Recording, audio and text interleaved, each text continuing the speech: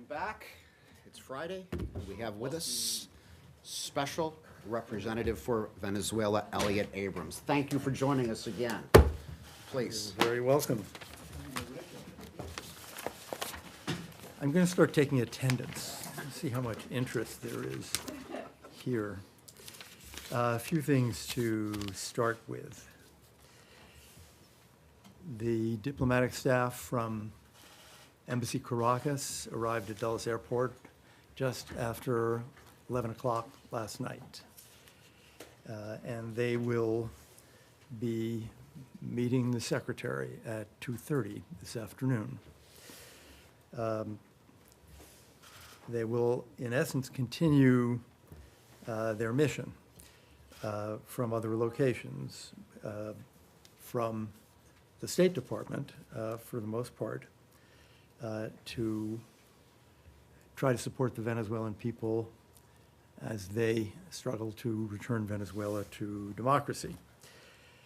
On consular services, I think we've said this before, but some time ago, actually a month ago, we said that non-immigrant visas would be handled in Bogota. Immigrant visas would be handled in Bogota for Venezuelans. Non-immigrant visas can be applied for wherever the individual is in any embassy or consulate around the world. Latest visa revocations this week, we have revoked 340 additional visas, and that's a process that will continue. In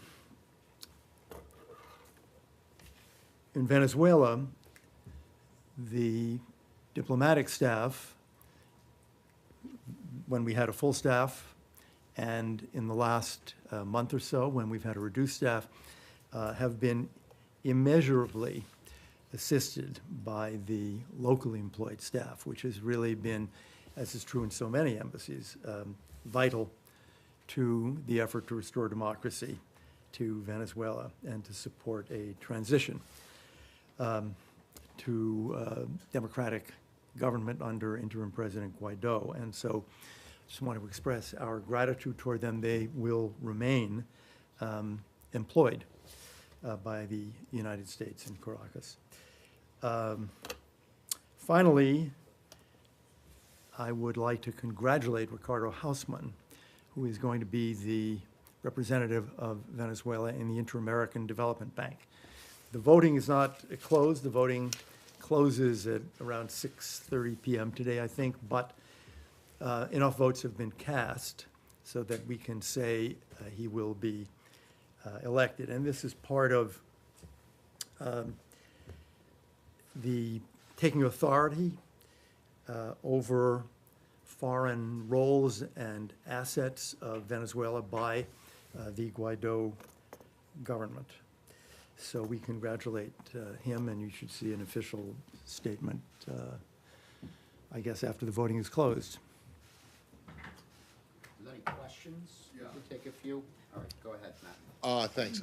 I'm just wondering if you've made any progress or how close you are to getting an agreement with someone to be your protecting power. We've made real progress. I don't have an announcement, but we have been working hard on this. It's moving forward. We're happy about the direction it's going in, and there's a lot of legal process to do, but this will happen soon. Leave it at that. I mean, any kind of ballpark, like today, tomorrow? Oh, no. Monday, A week or two a week or two from now, yeah. Good afternoon. The IDB has put out a statement already saying that Mr. Hausmann can begin as the representative there because there have been sufficient votes cast. What does this mean, generally speaking, for any kind of economic help for Venezuela? Venezuela is in arrears to the IDB anyway. And then also on the IMF has delayed a decision by the board, their board, to discuss or a poll that would would basically recognize Guaido. And as you know, the IMF is important as a seal of approval for other big institutions like the World Bank. But what does this overall mean for lending or economic help? I think the most important task that Professor Hausman will be undertaking is to work with the IDB on the preparations for post-Maduro Venezuela. He has personally done a lot of work on this. We actually met yesterday. There's been really an enormous amount of work done over the last several years by Venezuelans and by others. The IDB has clearly a leading role in the recuperation of the Venezuelan economy when we think of things like the electric sector, the energy sector, which are in bad shape. So he will now be in a position officially to represent Venezuela in those IDB preparations. And that's a lot better than doing it from a university. He'll be inside. Washington Post. There were reports coming this week from Maracaibo, if I'm pronouncing it correctly, the second largest city, sort of the Houston of Venezuela, I guess, that had a lot of ransacking, and it sounded like a terrible situation. I was wondering if you have any sense of how close the economy is and the infrastructure is in Venezuela to a total collapse, and following that, the impact on Maduro. Well, our information is that the situation is considerably worse in Maracaibo than in Caracas in a number of ways. I have not seen lots of looting in Caracas, although the blackout and the diminution of social media mean that we may not be seeing everything that's happening, but we have seen it in Maracaibo.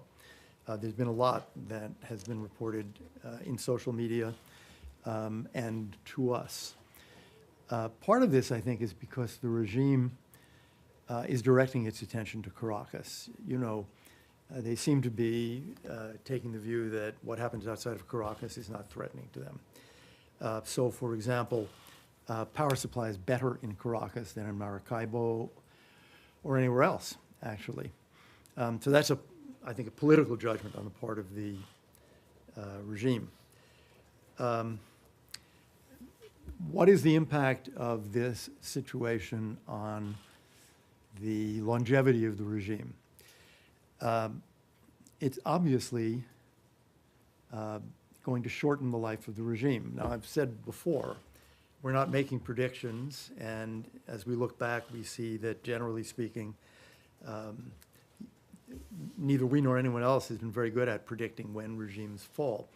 But this blackout has really intensified the difficulties in the country, the difficulties of average families, the difficulties of government institutions. And I think it demonstrates that the longer the regime stays, the worse the economic and social situation are going to be. So I can't give dates, but it seems to me it's obvious that more and more Venezuelans will be coming to the conclusion that there is no decent future for the country with Maduro in power. Said? Thank you. Quick question. To the best of your knowledge or your opinion, what is the cause of the blackout? What is the exact cause of the blackout?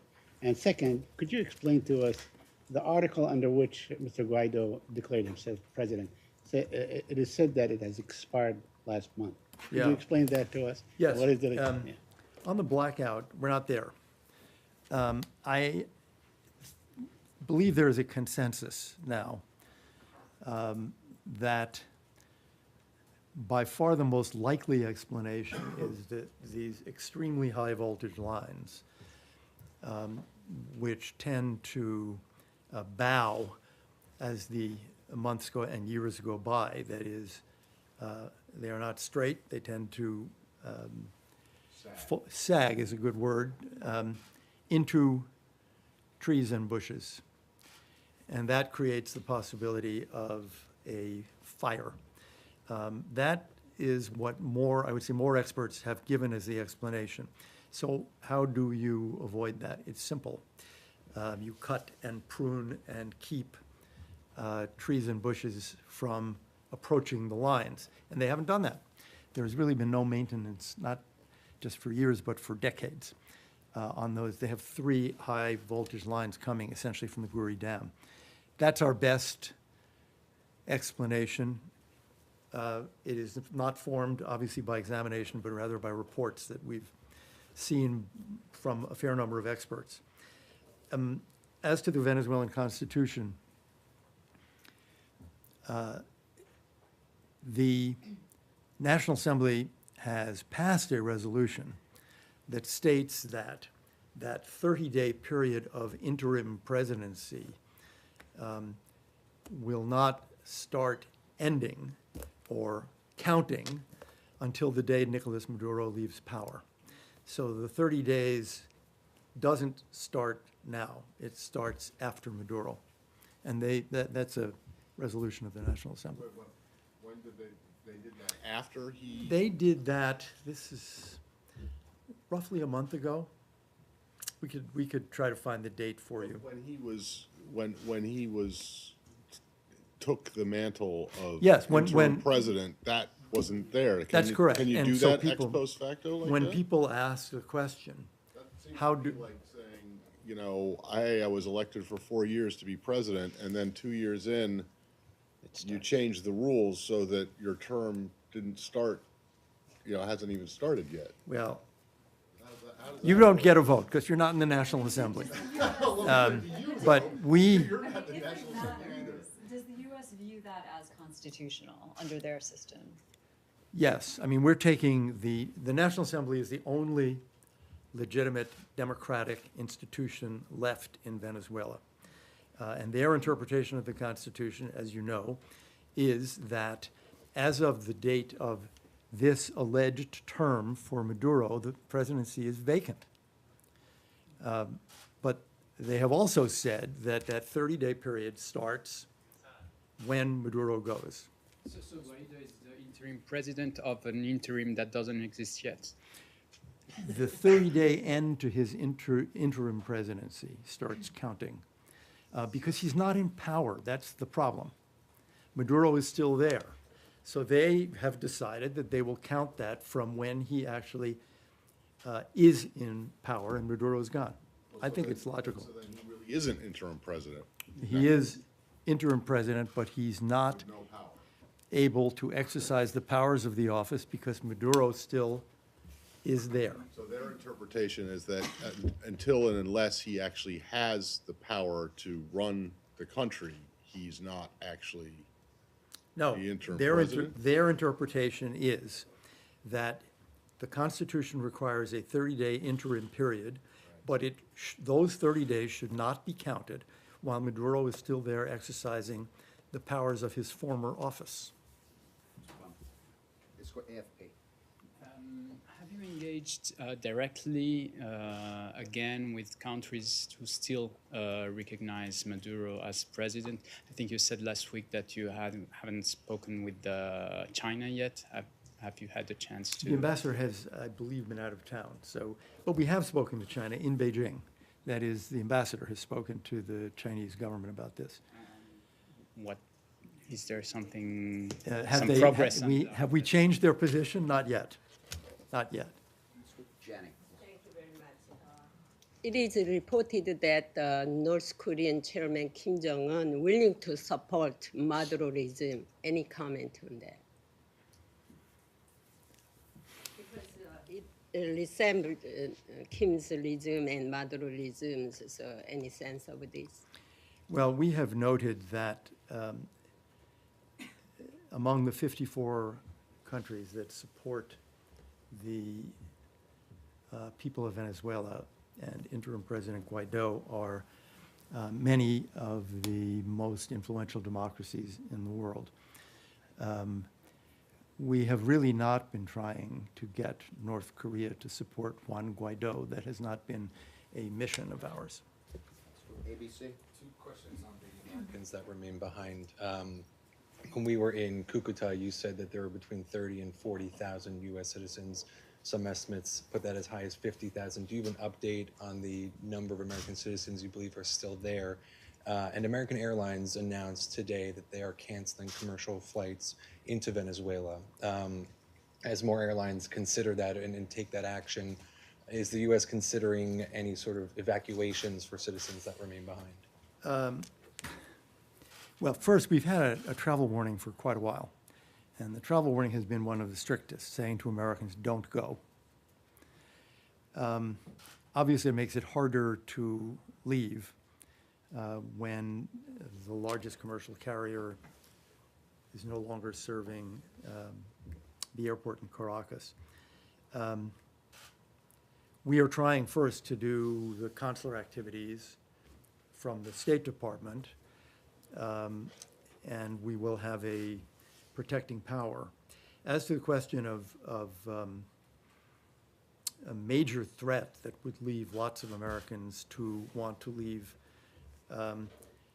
there are always plans to help people leave in a situation of danger. We have those for lots of countries.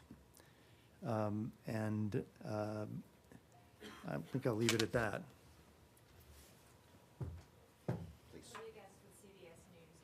Colombia's President Iván Duque said in a recent interview that he doesn't believe that military intervention by the United States is the right thing for Venezuela. How do you countenance that with the very real implicit and repeated threat that the United States has held out that all options remain on the table? Well, I don't think that, yep. Just a quick follow on that one.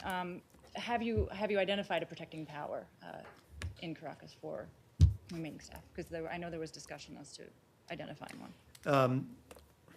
I'm just going to leave that where it is on the protecting power. That is, we are in discussions. They are reasonably advanced, but they're not done yet, and it will take some more time.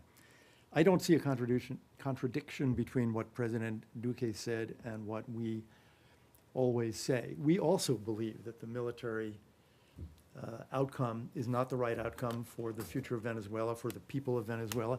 A peaceful democratic transition is the right outcome. Our policy is a peaceful transition to democracy. Our economic, financial, diplomatic, political pressure is designed to achieve that goal, or better put, to help the Venezuelan people recover their democracy. But there are lots of contingencies and dangers in the world, and therefore all options are on the table. Let's go back right there, please. Spain. Do you know more or less how many Americans you have still in Venezuela, roughly number? And then, can you explain more the sentence that you say that you have closed the embassy because the situation there has become a constraint for the U.S. policy? What do you mean for that? Well, we don't, I'd say first, we don't ever know exactly how many Americans are in any country because, Americans are free to travel. We urge them to register, particularly in a situation like Venezuela, register with the embassy. For one thing, they can get onto an email program or a text program where they get warnings, where the embassy can send them messages instantly. But they don't have to do that. So we're guessing. And the guesses are in the range of 30,000. As was said, there are higher ranges, 35,000, 40,000, even higher than that. But we don't know the exact number because we have no way of knowing. What was the other? The situation has become a constraint. Oh, I mean, we answered that already several days ago. Many times. Can you elaborate that? No. All right, great. Let's go see Michelle. Thanks. The International Energy Agency is saying that it looks like the entire oil industry could collapse in Venezuela. What's your view of that possibility, and how do you see that affecting the situation on the ground, including for the humanitarian situation? Well, I'm not sure what collapse means. There is certainly a steady drop in Venezuelan oil exports. partly that reflects the blackout. But even if you take the blackout out of it, there is a very steady drop of maybe 50,000 barrels a month in production, so that they're heading down toward 1 million now, and, you know, in a month or two, they'll be below 1 million. This is a country that used to export more than 3 million barrels a day. When do you think that, what did you say? They could be below? Couple of months. I think they're just above 1 million now. Again, they may have dipped below it because of the blackout, and they may come back 50 or 100,000 barrels, but that's the neighborhood they're in, and it is a steady decline. It is true that you can do long-term damage if you don't maintain the infrastructure. One of the reasons that in our announcement of PDVSA sanctions, we gave some American firms 180 days to transition out was precisely to avoid this kind of damage. I think it's fair to say that the Maduro regime has been a very poor steward of the infrastructure in Venezuela. We see that in the electrical infrastructure, and we also see it in the oil infrastructure. Our sanctions had nothing to do with them coming down from 3 million barrels a day to 1 million barrels a day. But it would certainly be better from the point of view of democracy and human rights, and it would certainly be better from the point of view of the economy and the oil sector if the regime were to come to an end. Last question, please, in the back there. Alfonso Fernandez from the Spanish newswire EFE. Have you had any conversation lately with Vice President Arreaza? No. We had 2 conversations in, God, I don't remember. One was in late January, one was maybe a week after that. And that was it. All right, very good. Thank you. That's good, we'll call it there. All right, thank you. Thank you.